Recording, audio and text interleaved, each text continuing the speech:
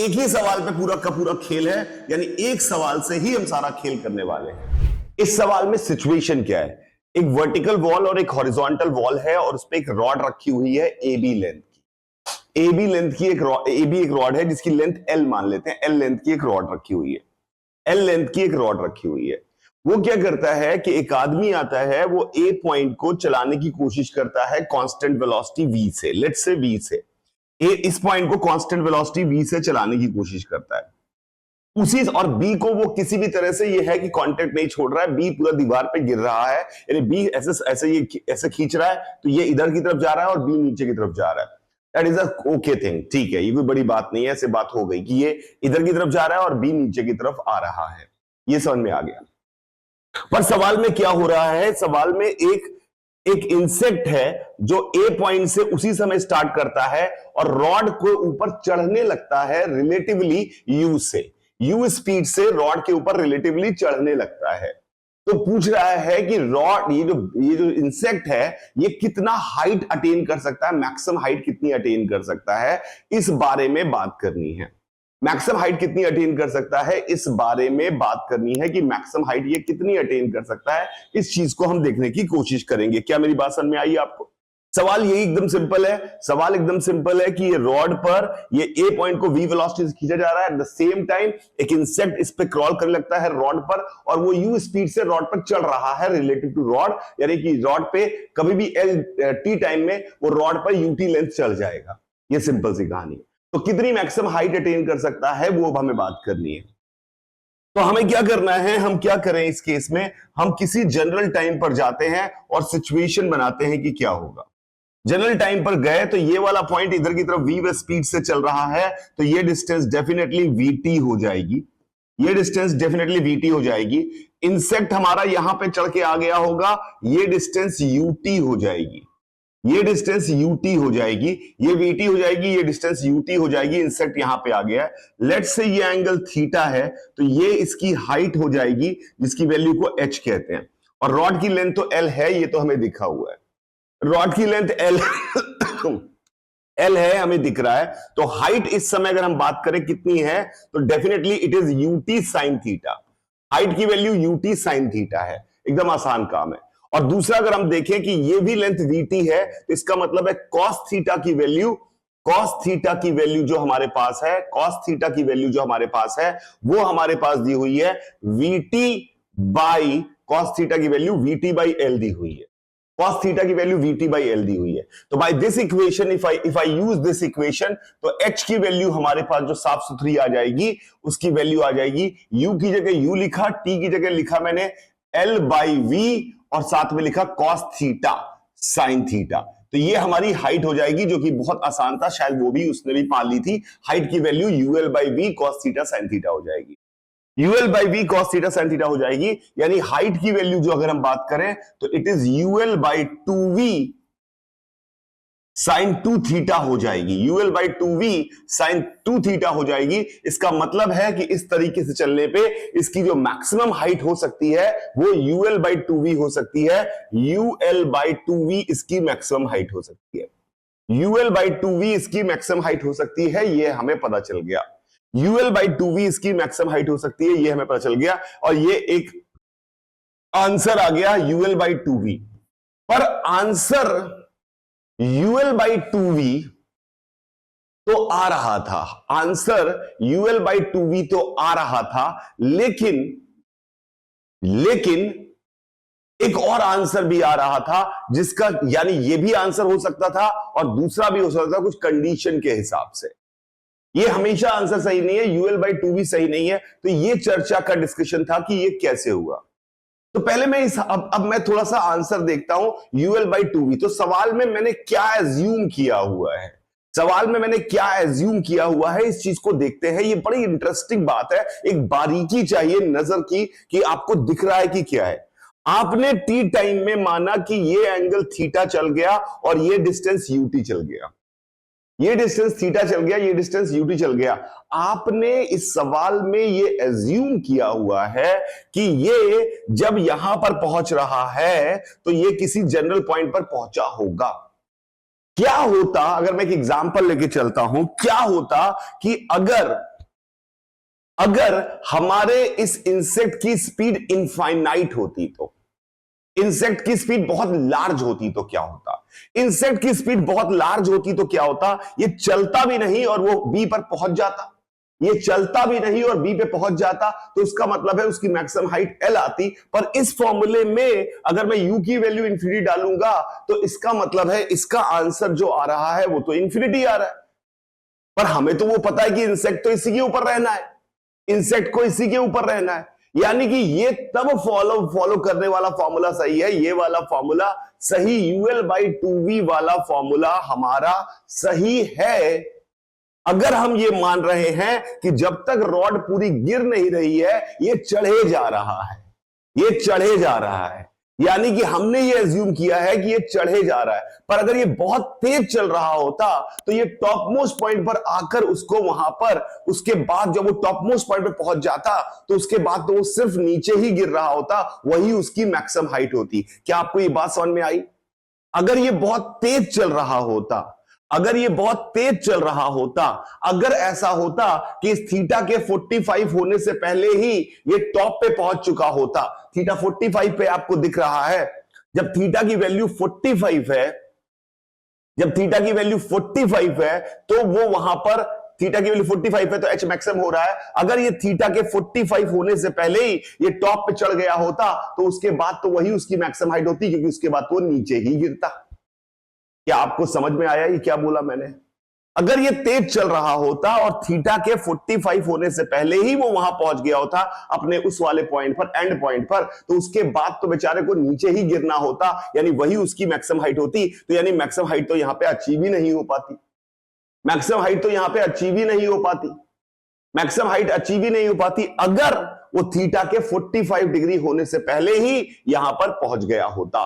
तो क्योंकि उसके बाद ये हम जो h बराबर ut साइन थीटा है ये नहीं लिख सकते, क्योंकि उसके बाद वो ऊपर कहां चढ़ता, वो तो टॉप मोस्ट पे पहुंच चुका है, वो तो टॉप मोस्ट पॉइंट पे पहुंच चुका है। तो शायद आपको ये बात समझ में आई होगी। बड़ा इंटरेस्टिंग कहानी है कि टॉप मोस्ट पॉइंट पर अगर वो पहुंच गया है इस वैल्यू के पहुंचने से पहले, थीटा के 45 पहुंचने से पहले, थीटा के 45 पहुंचने से पहले, यानी थीटा के 45 पहुंचे, थीटा 45 कब पहुंचेगा? थीटा 45 पहुंचेगा उस टाइम पर जब VT की वैल्यू L/√2 हो जाएगी, यानी T इक्वल टू L/√2V पर, क्योंकि ये वेंट तो V से खींच रहा है तो थीटा के बदलने का रेट तो फिक्स्ड है, तो T/L/√2V पर ये 45 डिग्री पर होगा।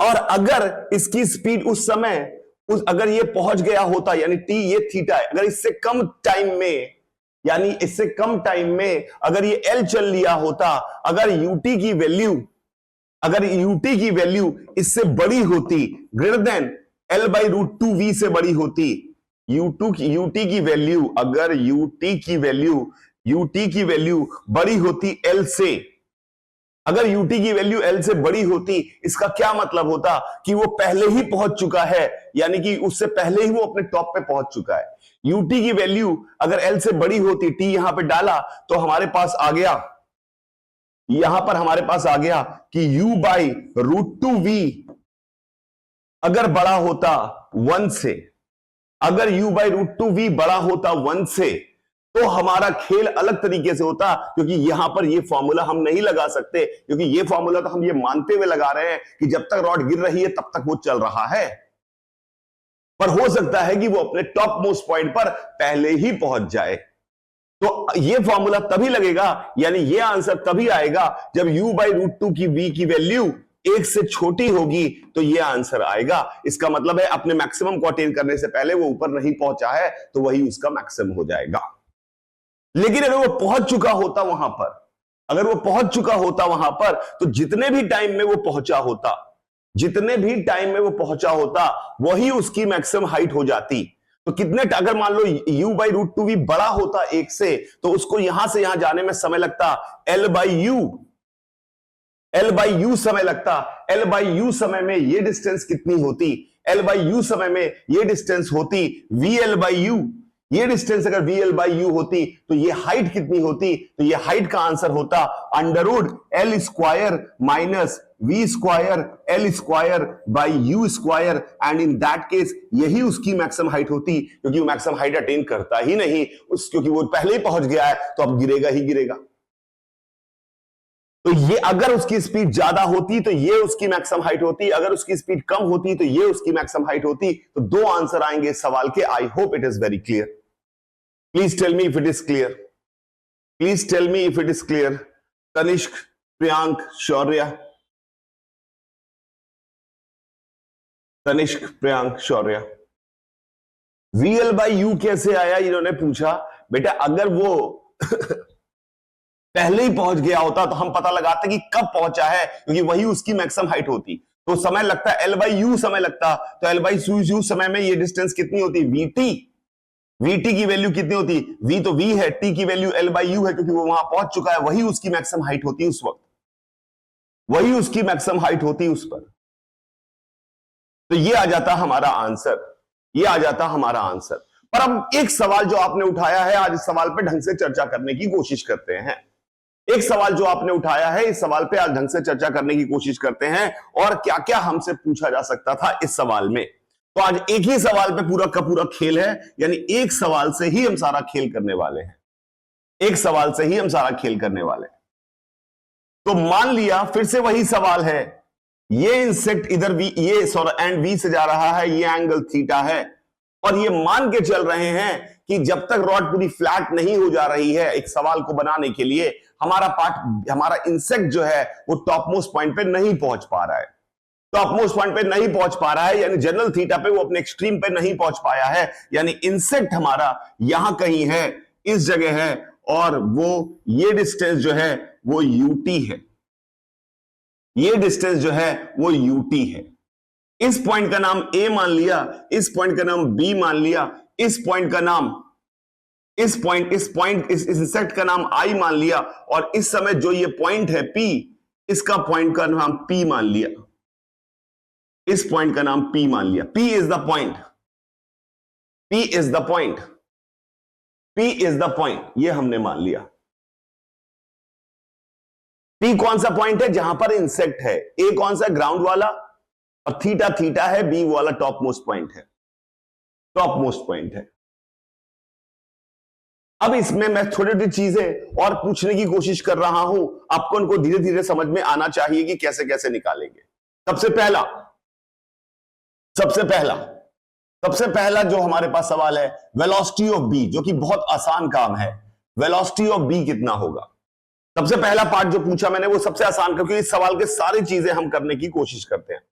इस सवाल का वेलोसिटी ऑफ B यहां पर किसी टी टाइम पर फोटो बनाई है, ये डिस्टेंस UT है, ये आपको दिख रहा है, सॉरी BT है, ये आपको दिख रहा है। वेलोसिटी ऑफ B पूछा है कितनी होगी, वेलोसिटी ऑफ B कितनी होगी, तो वेलोसिटी ऑफ B निकालने के लिए हमें यह पता है कि वेलोसिटी ऑफ B नीचे की तरफ कहीं होगी, तो लेट्स से ये V1 है, V1 है, तो हमें यह पता है कि AB रॉड की लंबाई कांस्टेंट रहेगी, और हमें पता है कि ये जो लंबाई को कम, ये रॉड घूम भी रही है, ये रॉड घूम भी रही है, और ये रॉड चल भी रही है, तो इसके बीच का गैप कौन कम करेगा, जो अलोंग द लाइन कंपोनेंट होते हैं, जो हमने सीखा हुआ है। तो अगर ये एंगल थीटा है, तो हमने यहां पर इसको ऐसे लिखा कि V cos थीटा, जो लंबाई, जो AB के गैप को बढ़ाना चाह रहा है, और वो V1 sin थीटा, बिकॉज ये 90 माइनस थीटा होगा, V1 sin थीटा जो घटाना चाह रहा है, माइनस V1 sin थीटा, क्या इस रेट से AB की लंबाई बदलनी चाहिए? किसी भी दो पॉइंट के बीच का सेपरेशन किस रेट से बदलेगा, जो उनकी वेलोसिटीज अलोंग दैट लाइन होंगी उससे बदलेगा, यानी V cos थीटा और V1 sin थीटा जो है, V cos थीटा और V1 sin थीटा जो है, V cos थीटा AB के गैप को बढ़ाना चाह रहा है, और V1 sin थीटा इस गैप को कम करना चाह रहा है, पर ये रॉड की लंबाई तो बदल नहीं सकती, तो नेट बदलाव का जो रेट होगा that has to be zero, that has to be zero. हमेशा याद रखिएगा एक इंपॉर्टेंट बात, कि जब भी कंस्ट्रेंट के रिलेशन होते हैं कि कौन बढ़ाना चाह रहा है कौन घटाना चाह रहा है, कंस्ट्रेंट के रिलेशन जब भी होते हैं, कंस्ट्रेंट के रिलेशन हमेशा वेलोसिटीज में होते हैं, हमेशा वेलोसिटीज में होते हैं, क्योंकि अगले dt टाइम की बात हम कर रहे होते हैं कि कितना चला कितना नहीं चला। अगले डी टाइम की बात कर रहे होते हैं, क्योंकि अगले डी टाइम में लंबाई नहीं बदलनी चाहिए, क्योंकि उनकी दिशाएं भी बदल रही हैं, तो एस टाइम टी टाइम में बात करना बहुत मुश्किल काम है। तो ये वेलोसिटीज में होता है कंस्ट्रेंट का रिलेशन। तो we can get the answer of V1 which is obviously given by everybody. ऐसा मेरे करने से पहले ही प्रियांक सबने आंसर बता दिया कि ये आंसर होने वाला है, जो कि बहुत ऑब्वियस बात थी। ये एक बात हो गई, क्लियर है। सेकेंड पार्ट वो पूछ रहा है, सेकेंड पार्ट पूछ रहा है हमारे पास, सेकेंड पार्ट पूछ रहा है कि इस समय इसकी एंगुलर स्पीड कितनी है। रॉड घूम रही है, तो रॉड का जो एंगुलर स्पीड है वो कितना है, रॉड की एंगुलर स्पीड कितनी है। तो रॉड की एंगुलर स्पीड यानी कि d theta by D t चाहिए, d theta by D t चाहिए। Obviously minus d theta by D t अगर मैग्नीट्यूड चाहिए तो minus d theta by D t ही हमारा एंगुलर स्पीड होगी, बिकॉज थीटा जो है लगातार घट रहा है। Minus d theta by D t ही एंगुलर स्पीड होगी। तो उसको हम बहुत आसानी से निकाल सकते हैं। कैसे? क्योंकि हमें दिख रहा है कि cos theta is equal to V T by L के बराबर है। Cos theta V T by L के बराबर है, तो इसको डिफरेंशिएट कर दिया तो minus sine theta D theta by D T, minus sine theta D theta by D T V by L के बराबर होगा।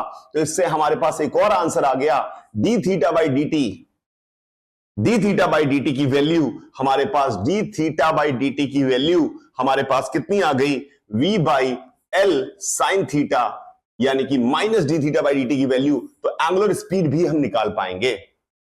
एंगुलर स्पीड पूछा होता तो वो भी हम निकाल पाते। हम क्या क्या निकाल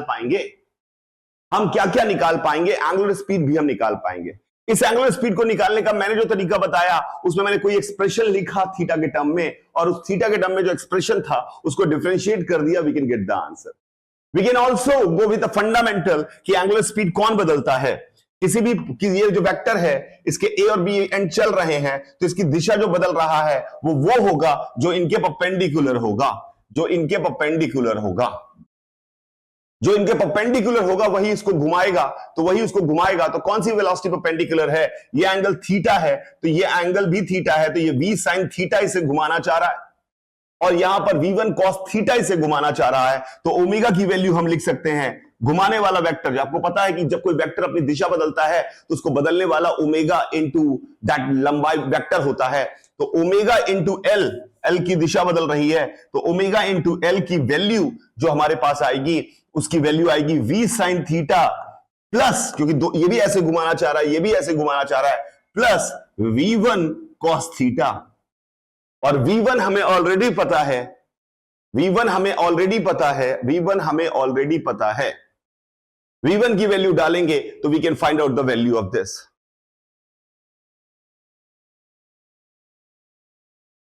अभी रुक जा तनिष, अभी आज ही कर लेंगे हम सारी बातें, बहुत ध्यान से समझिएगा तनिष, बस ध्यान दीजिए बेटा।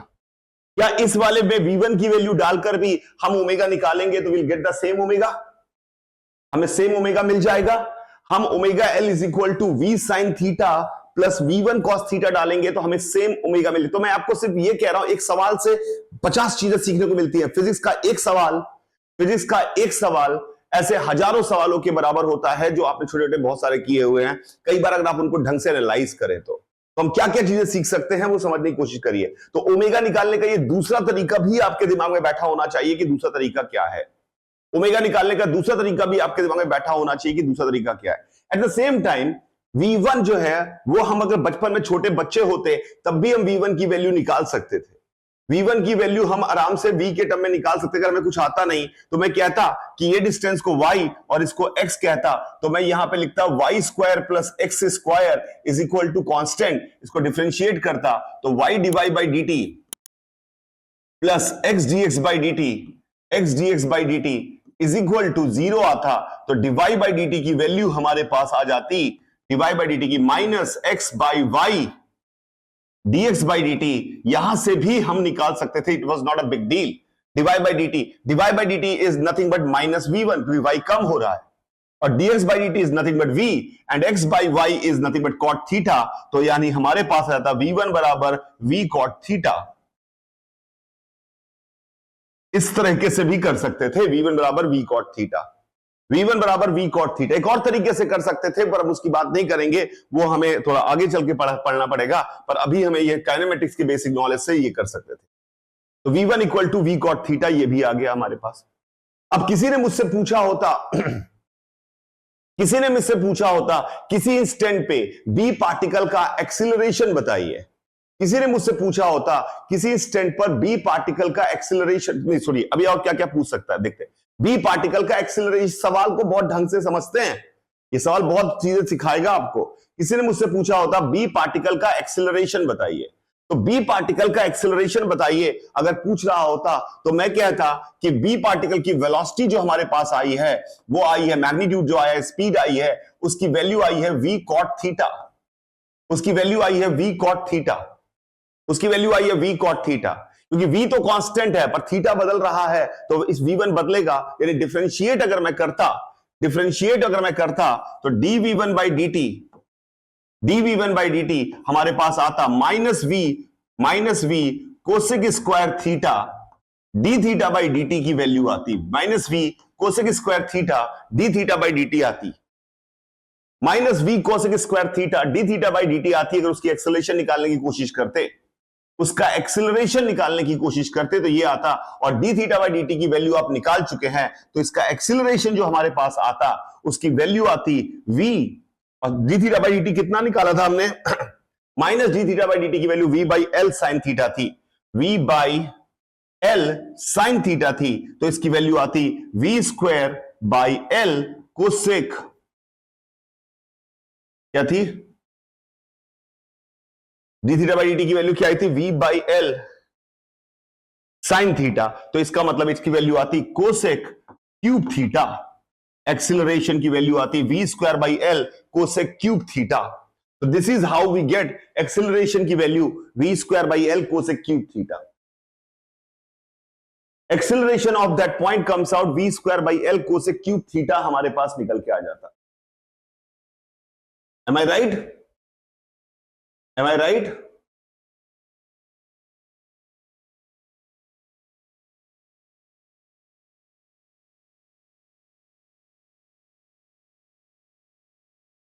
तनिष्क कह रहे हैं a equal to v1 omega लगाते, बहुत गंदी बात बोली तनिष्क आपने। v1 जो है वो अपनी दिशा नहीं बदल रहा है, सिर्फ मैग्नीट्यूड बदल रहा है। v1 स्ट्रेट लाइन में चल रहा है, v1 सिर्फ स्ट्रेट लाइन में चल रहा है, स्ट्रेट लाइन में चल रहा है। तो a equal to v omega कैसे लगाऊंगा, a इक्वल टू, फिर आप समझे नहीं, मतलब मेरी सारी मेहनत बर्बाद जाएगी क्या। a equal to v omega तब लगाएंगे जब वो अपनी दिशा बदल रहा होता, यहां तो सिर्फ वो मैग्नीट्यूड बदल रहा है। तनिष्क ध्यान दीजिए,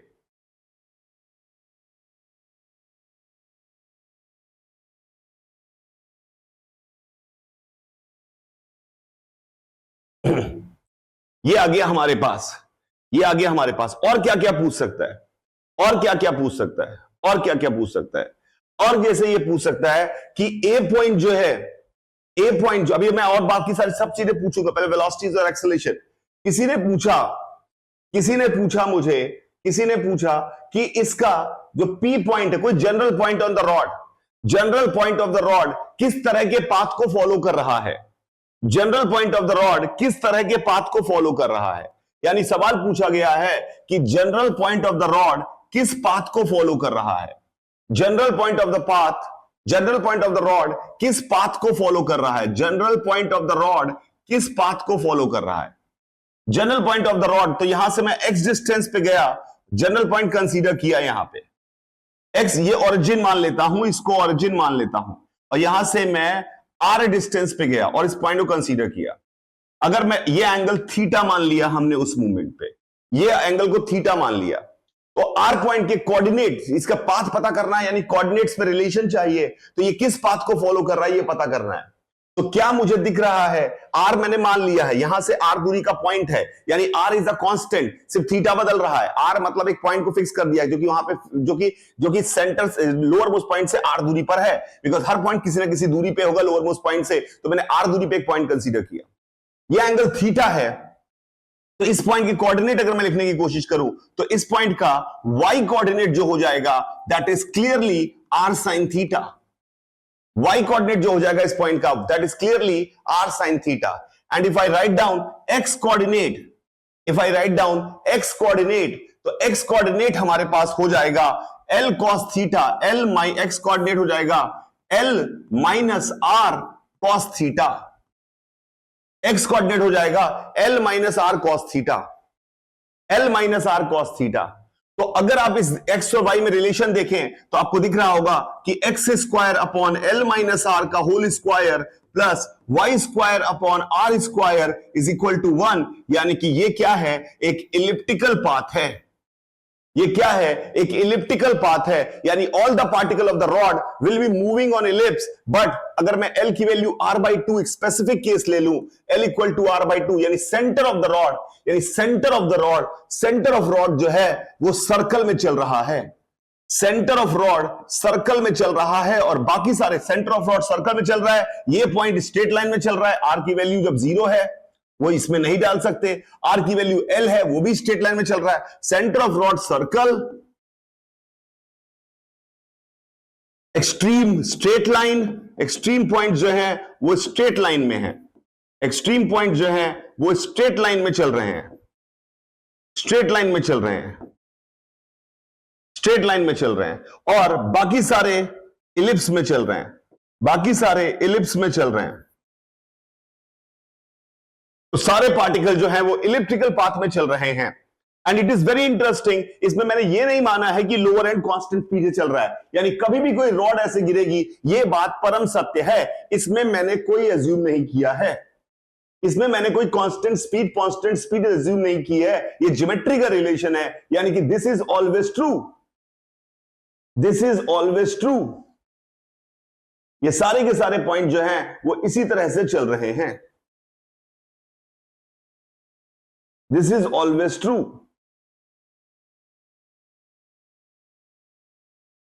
this is always true, am I clear? Tanishk, Lokesh, Priyank, Shaurya,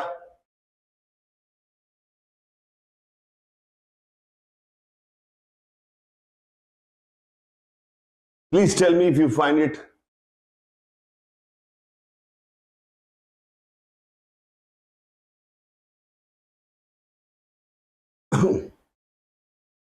good,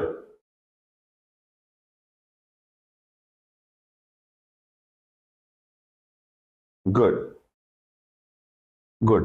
और क्या पूछ सकता है, और क्या पूछ सकता है, और ये पूछ सकता है, और ये पूछ सकता है इसी सवाल में, इसी सवाल में किसी जनरल पॉइंट की वेलोसिटी पूछ सकता है।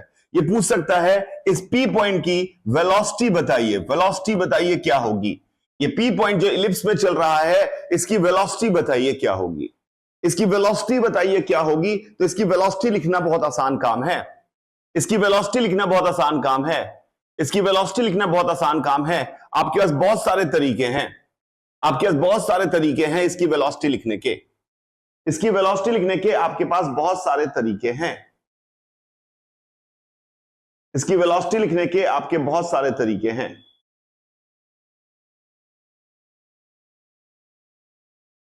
जैसे पहला तरीका अगर मैं बात करूं, पहला तरीका अगर मैं बात करूं, ये पी पॉइंट की वेलोसिटी की बात करते हैं, पी पॉइंट की वेलोसिटी की बात करते हैं। इट्स अ वेरी इंपॉर्टेंट, इसमें यह पक्का है कि ये v वेलोसिटी से चल रहा है और ये v1 से चल रहा है, v1 से चल रहा है। तो पी पॉइंट की वेलोसिटी लिखने की कोशिश करते हैं, पी पॉइंट की वेलोसिटी लिखने की कोशिश करते हैं। इस पॉइंट की प्लीज देखिएगा, वैसे हम इसको डिफरेंशिएट करके सीधे निकाल सकते हैं, dy बाई dt और dx बाई dt, तो हमारा काम चल जाएगा। इसको डिफरेंशिएट करेंगे तो हम सीधे निकाल सकते हैं dy बाई dt और dx बाई dt, उससे हमारा काम चल जाएगा। dy बाई dt और dx बाई dt इसको हम सीधे निकाल सकते हैं, सीधे निकाल सकते हैं इसको हम।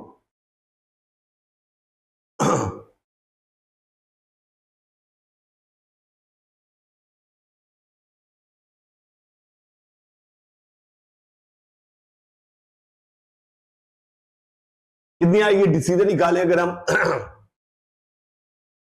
इसको हम सीधे निकालने की कोशिश करें तो आ जाएगा क्या हमारा answer?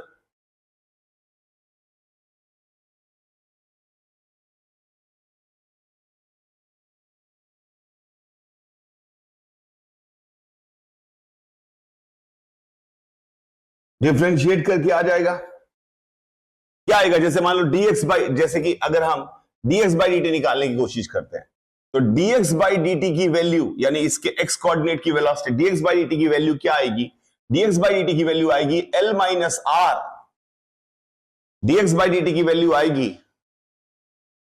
L minus R, dx by dt की वैल्यू आएगी L माइनस R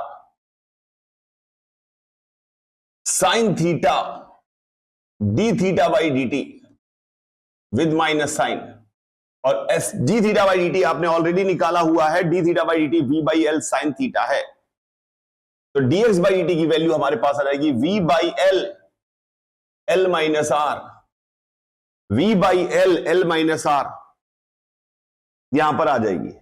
पर यह हमें करने के लिए इतनी मेहनत की जरूरत नहीं थी।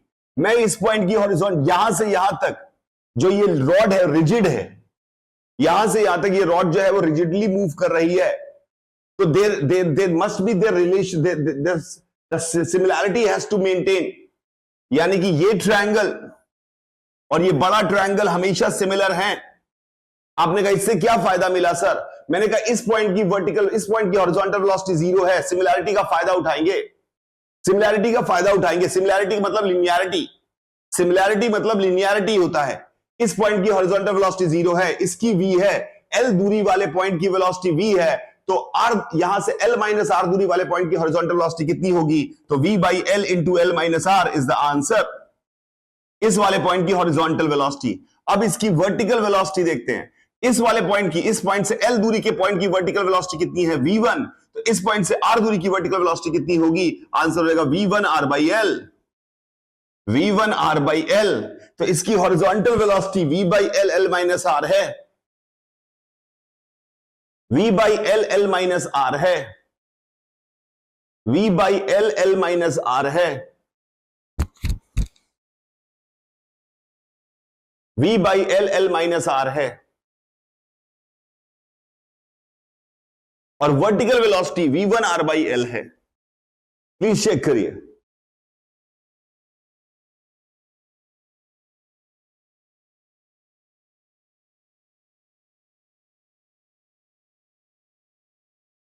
क्लियर है क्या?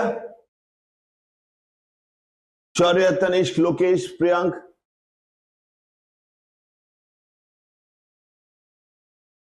एक ही सवाल करेंगे आज की क्लास में हम, एक ही सवाल से सारा खेल खेलना सीखना है, एक ही सवाल से हमें काफी कुछ सीखना है यहां पे।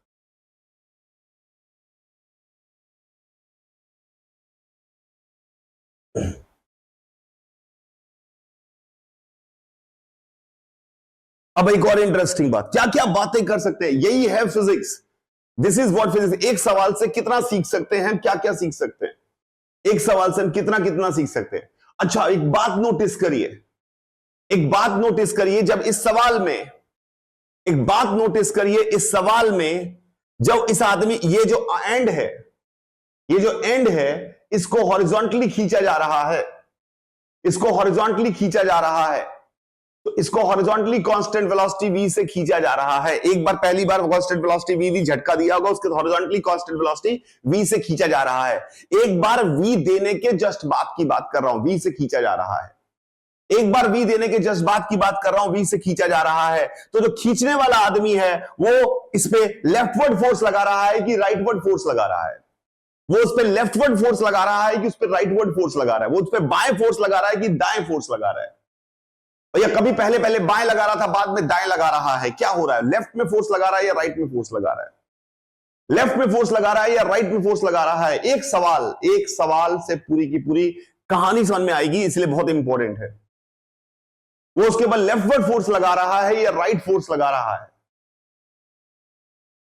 तो अगर आप नोटिस करें, अगर आपकी आंखें तेज हैं, तो आपने देखा कि यहां से लेकर यहां तक जितने भी रॉड के पॉइंट्स हैं, उन सबकी हॉरिजॉन्टल वेलोसिटी अगर आप नोटिस करें तो जो भी आ रही है वो कांस्टेंट आ रही है। हर पॉइंट की हॉरिजॉन्टल वेलोसिटी कांस्टेंट आ रही है।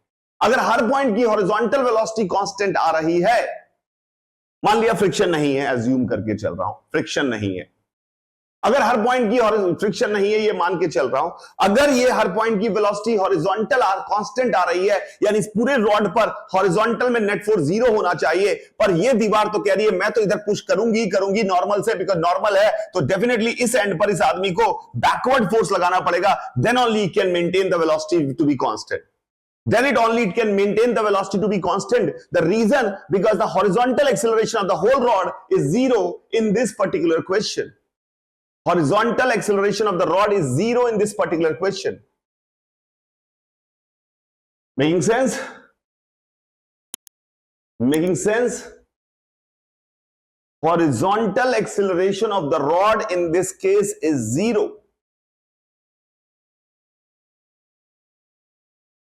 कोई पूछ सकता था आपसे कि सेंटर ऑफ मास का एक्सेलरेशन किधर की तरफ होगा, नेट फोर्स किधर की तरफ है?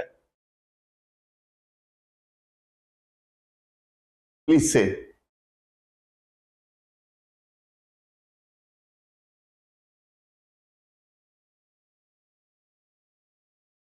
Horizontal acceleration of the rod has to be 0.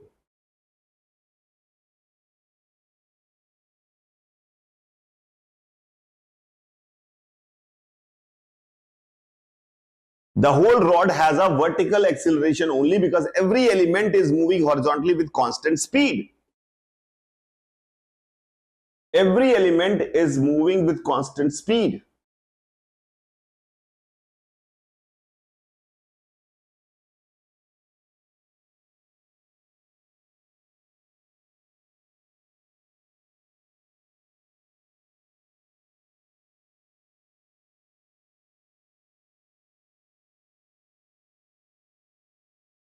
बताइए. Every element is moving with constant speed. That's why we can say, यहां पर हम कह सकते हैं सब कांस्टेंट स्पीड से इधर की तरफ जा रहे हैं हॉरिजॉन्टल में. तो हॉरिजॉन्टल में अगर सब कांस्टेंट स्पीड से जा रहे हैं तो हॉरिजॉन्टल में इस पूरे रॉड का मोमेंटम कंजर्व है. The momentum of the rod in horizontal is conserved. The momentum of this rod in horizontal is conserved. Once it has given velocity, after that I'm talking about, because initially somebody has given velocity, so obviously he has given some impulse at that instant. But after that, after giving that impulse, if it starts moving with velocity v, lower end, then after that, none of the particle is having acceleration in horizontal direction. They have total momentum in horizontal has to be constant. Total momentum in horizontal has to be constant. अबे सुनाई दे रहा है? प्रियांक, तनिष्क, शौर्या, हिदेश, सक्षम,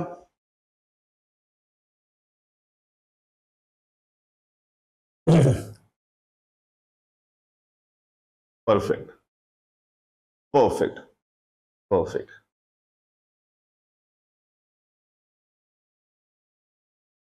perfect.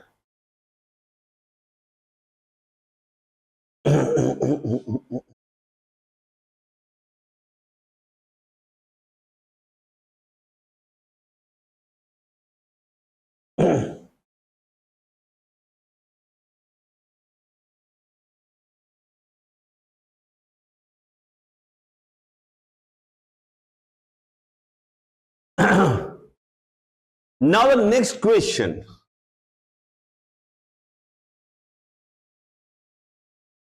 Now the next question which can be asked here. इस सवाल में और क्या क्या पूछा जा सकता है? इस सवाल में यह पूछा जा सकता है कि सेंटर ऑफ मास का, इस रॉड के सेंटर ऑफ मास का, सेंटर ऑफ मास का मतलब है आर की वैल्यू L/2 जो कि सर्कल में घूम रहा है. सेंटर ऑफ मास जो कि सर्कल में घूम रहा है. इस रॉड का सेंटर ऑफ मास जो कि सर्कल में घूम रहा है. इस रॉड का सेंटर ऑफ मास जो कि सर्कल में घूम रहा है. आपको दिखाई दे रहा है कि वो हमेशा सर्कल में घूम रहा है, दिख रहा है आपको. उसका एक्सेलरेशन कितना है? इस रॉड का सेंटर ऑफ मास जो सर्कल में घूम रहा है उसका एक्सेलरेशन कितना है? उसका एक्सेलरेशन कितना है जो सेंटर में घूम रहा है? सेंटर में जो घूम रहा है, सेंटर मास जो है उसका एक्सेलरेशन कितना है। तो I hope you can write down the velocity of centre of mass by putting r equal to l in this formula. r की वैल्यू l डालकर आप इस फॉर्मूले में r की वैल्यू l/2 डालकर इसको वेलोसिटी निकाल सकते हैं। Horizontal velocity is constant, it must have a vertical acceleration. इसका एक्सीलरेशन वर्टिकल होना चाहिए, इसका एक्सीलरेशन वर्टिकल होना चाहिए, इसका एक्सीलरेशन वर्टिकल होना चाहिए। एक्सीलरेशन इसका वर्टिकल है, सेंटर ऑफ मास का एक्सीलरेशन वर्टिकल है, सेंटर ऑफ मास का एक्सीलरेशन जो है वो वर्टिकल है। ये हमें पता चल जाएगा by differentiating this equation. And if we know the acceleration we can write down the Newton second law if needed some time. If Newton's law हम लिख पाएंगे अगर हमें कभी जरूरत पड़ेगी। इसका एक्सीलरेशन हमें पता है, वर्टिकल डायरेक्शन में है, तो हम इसकी एक्सेलरेशन के साथ साथ इसकी वैल्यू सब कुछ लिख पाएंगे, यानी न्यूटन्स लॉ लिख पाएंगे। चलिए एक और सवाल पूछने की कोशिश करता हूं आपको। देखिए कोशिश करिए कि आप बताइए, क्या ये रॉड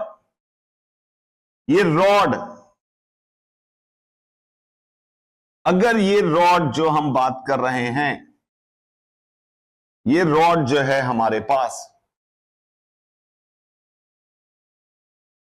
रॉड ये इलोंगेटेड है या कंप्रेस्ड है? ये रॉड जो है वो इलोंगेटेड है या कंप्रेस्ड है?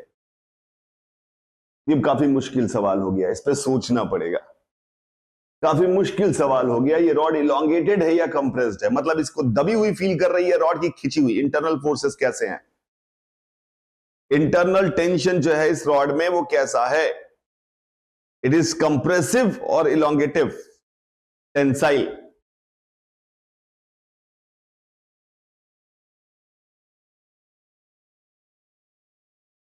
या पूरी रॉड में ऐसा नहीं है, कुछ part of the rod compressed है, कुछ part of the rod elongated है, कुछ part of the rod compressed है, कुछ part of the rod elongated है।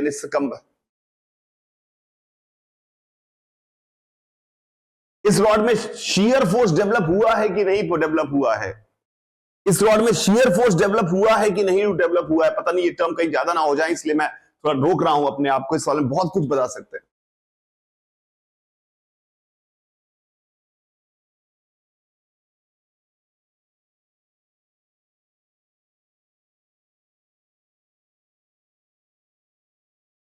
शौर्य ने कहा कि अगर हम इस रॉड पे बात करी जाए, एक्सटर्नली जो नॉर्मल लग रहे हैं इसके ऊपर, यानी यहां से जो नॉर्मल लग रहा है इसके ऊपर, यहां पे फ्रिक्शन नहीं है, फ्रिक्शन मैंने माना नहीं है, कहीं पर है, यहां से जो नॉर्मल लग रहा है इसके ऊपर वो भी उसको कंप्रेस कर रहा है, और यहां से जो नॉर्मल लग रहा है वो भी उसको इलोंगेट कर रहा है।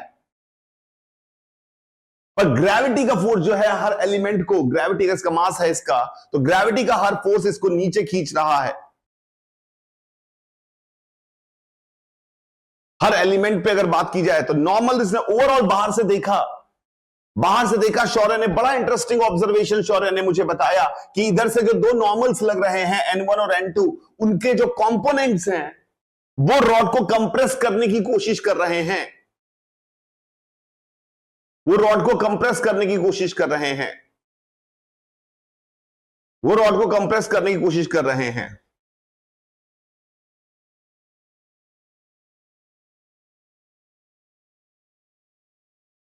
But what about gravity?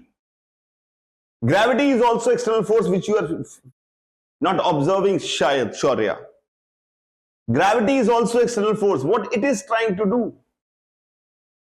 What it is trying to do? Yani, for example, if I ask you,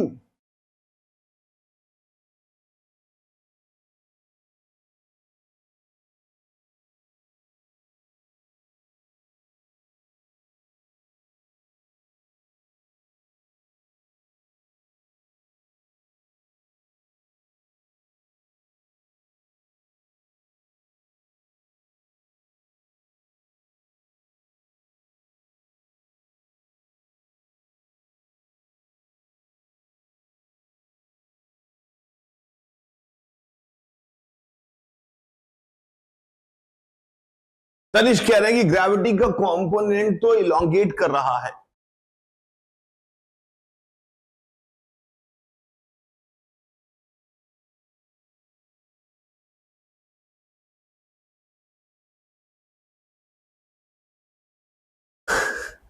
चलिए मैं उसमें नहीं जाऊंगा बिकॉज द पॉइंट इज कि भी मैंने आपको इलास्टिसिटी के बारे में बहुत ज्यादा बताया नहीं है, हालांकि आप सब लोगों को आइडिया है, आपकी बातों से लगता है, पर मैं obviously I am not going into that, I am not going into that. But हाँ, जो काइनेमेटिकल वैल्यूज के सवाल थे वो हमें समझ में आने चाहिए कि हमने क्या क्या कहानियों से इस सवाल में बात करने की कोशिश की है, क्या क्या कहानियों से सवाल में बात करने की कोशिश की है।